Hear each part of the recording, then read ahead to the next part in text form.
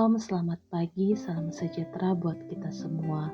Kita bersyukur karena Tuhan masih memberikan kesempatan untuk mendengarkan firman-Nya melalui Renungan Harian Toraja, edisi Rabu 23 Oktober 2024. Sebelum kita beraktivitas pada hari ini, mari sejenak kita mengambil waktu untuk membaca dan merenungkan firman Tuhan.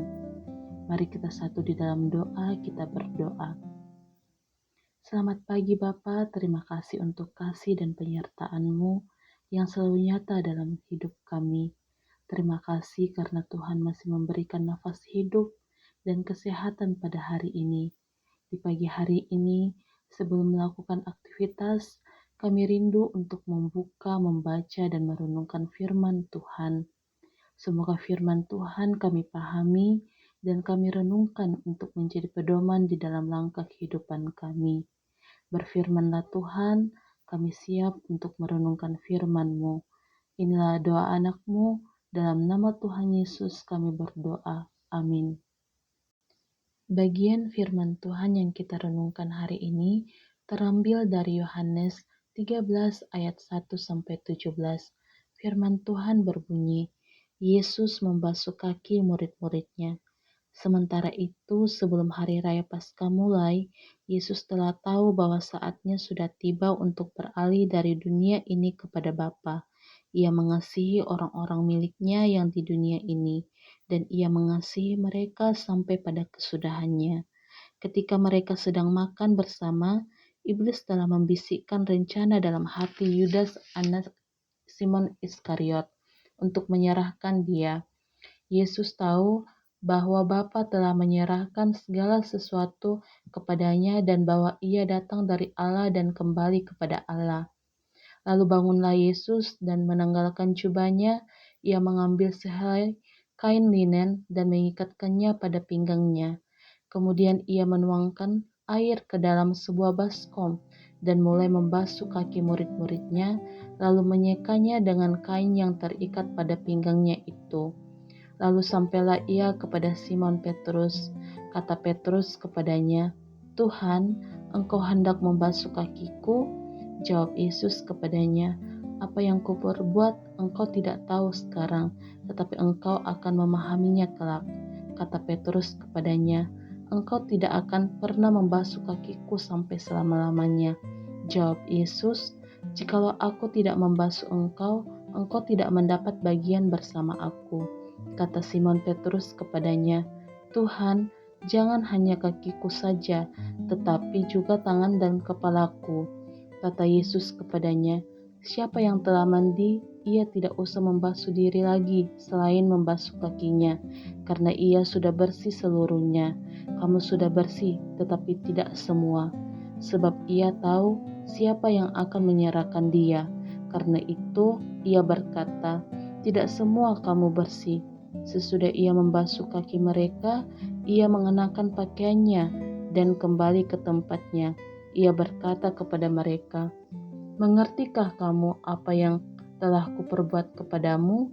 Kamu menyebut aku guru dan Tuhan, dan katamu itu tepat, sebab memang akulah guru dan Tuhan. Jadi, jikalau aku, Tuhan dan gurumu membasuh kakimu, kamu pun wajib saling membasuh kakimu. Sebab aku telah memberikan suatu teladan kepada kamu, supaya kamu juga berbuat sama seperti yang telah kuperbuat kepadamu. Sesungguhnya aku berkata kepadamu, seorang hamba tidaklah lebih tinggi daripada tuannya, ataupun seorang utusan daripada orang yang mengutusnya. Jikalau kamu tahu semua ini, berbahagialah kamu jikalau kamu melakukannya. Amin. Firman Tuhan. Dari firman Tuhan hari ini diberikan satu tema, teladan Tuhan Yesus. Dalam bahasa Toraja, Sangka'na Puang Yesu. Ketika Yesus datang ke dunia, ia tidak hanya datang sebagai penebus, tetapi juga sebagai pelayan. Yesus melayani, menghibur dan menyembuhkan orang-orang yang sakit di dalam penderitaan mereka. Bukankah acap kali kita menghormati seorang penyembuh dalam hidup kita? Lalu, Apakah yang hendak Yesus Kristus mau sampaikan melalui kisah pembasuhan kaki? Pembacaan kita mengulas kisah Yesus yang melepaskan jubahnya, mengikat sehelai kain lenan pada pinggangnya, dan memulai membasuh kaki murid-muridnya. Ketika ia sudah selesai, ia menjelaskan kepada mereka, "Jadi, jikalau aku membasuh kakimu, aku adalah Tuhan dan gurumu, maka kamu pun wajib saling membasuh kakimu." Kata Tuhan di ayat ke-13 berakar dari kata Yunani, kurios, yang berarti tuan atau majikan, dan dapat digunakan untuk menyapa seseorang yang dihormati. Kata ini menyatakan wibawa dan kuasanya. Meskipun begitu, Yesus memberi teladan dan kita dipanggil untuk berbuat sama seperti yang ia telah berbuat kepada manusia. Jika Yesus memberi teladan, apa pentingnya hal tersebut? Di ayat ke-17, kata berbahagia dalam bahasa Yunani ialah makarioi, yang berarti diberkati. Jadi, ketika kita mengikuti teladan Yesus dan melakukannya, kita berbahagia tidak sebatas perasaan saja, melainkan kita diberkati Tuhan. Perasaan bahagia karena diberkati nyatanya bila mana kita melayani sesama dalam kerendahan hatian berdasarkan pemaknaan yang diteladankan Yesus. Belajar dari sikap Yesus yang tidak meninggikan diri, kita dipanggil untuk tidak memusatkan perhatian pada diri sendiri, melainkan meneladani sikap Yesus dan memandang dengan penuh kasih sesama kita. Amin. Mari kita tutup renungan pada hari ini, kita berdoa.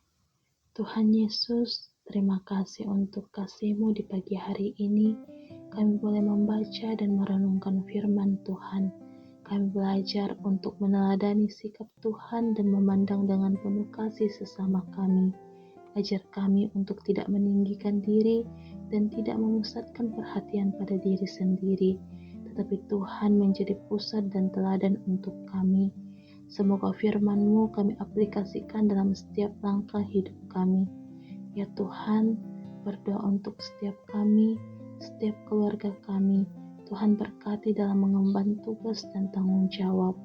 Berilah kami kesehatan dan kekuatan untuk dapat menjalani aktivitas. Terima kasih Tuhan, pimpin dan sertai kehidupan kami sepanjang hari ini. Bukan kehendak kami yang jadi, tetapi kehendak Tuhan yang jadi. Inilah doa dan ungkapan syukur. Ampuni segala dosa kami. Di dalam nama Tuhan Yesus kami berdoa. Amin. Demikianlah rehat kita. Selamat menjalani aktivitas. Tuhan yang memimpin dan memberkati aktivitas kita hari ini. Selamat pagi. Shalom.